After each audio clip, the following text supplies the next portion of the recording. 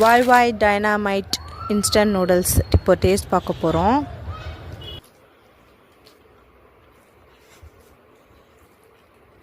நல்லா இல்லடி. ஆமாம்,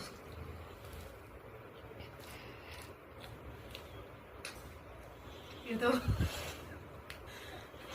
இந்த கம்மு கெட்டு போயிட்டா ஒரு மாதிரி ஏதோ கம்மு வாசனை இருக்குது எனக்கு. அதனால இது நான் டேஸ்ட் வருது எனக்கு.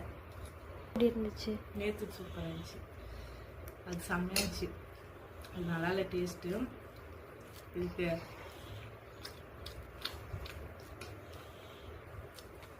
நம்ம வீட்டில் கொஞ்சம் காரமாக செஞ்சு எப்படி இருக்கோ அப்படி இருக்குது.